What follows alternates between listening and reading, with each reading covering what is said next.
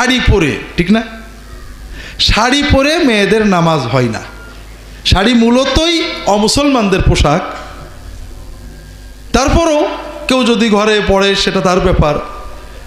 নামাজের ভিতরে কোনো মহিলা যদি একাকী অন্ধকার ঘরেও নামাজ আদায় করেন, কেউ দেখছে না, এই মুখমণ্ডল আর এই কবজি পর্যন্ত হাত ছাড়া অন্য কোনো জায়গা বেরিয়ে যায়, মাথার কাপড় সরে চুল বেরিয়ে যায়, কান বেরিয়ে যায়, থুতমির নিচের এইসব জায়গা বেরিয়ে যায়, এখানে বেরিয়ে যায়, অথবা হাতের কোনো উপর দিকে বেরিয়ে যায়, তাহলে ওই মহিলার নামাজ হবে না।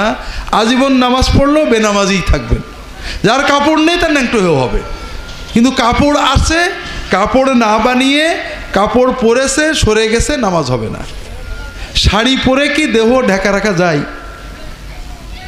কি মনে হচ্ছে আপনাদের রাখা যায়? কারণ আপনি যদি কোনো মহিলা যদি শাড়ি পরেও রুকু সেজদা করতে গেলে কি হবে?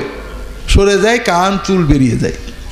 মেয়েদের ফরজ পোশাক, আমার একটা বই আছে কোরআন সুন্নাহর আলোকে পোশাক পর্দা ও দেহসজ্জা বই, আপনারা দেখবেন মেয়েদের জন্য ফরজ এবং সুন্নত পোশাক হলো যেটা পরলে ফরজ আদায় হয় এবং যেটা নবীজির স্ত্রী, মেয়েরা এবং মহিলা সাহাবীরা পরতেন, সেটা হলো বড় হাতাওয়ালা, পায়ের নিচে ঝোলানো ম্যাক্সি, বড় উপরে ওড়না, আর ম্যাক্সির নিচেই সায়া অথবা পাজামা।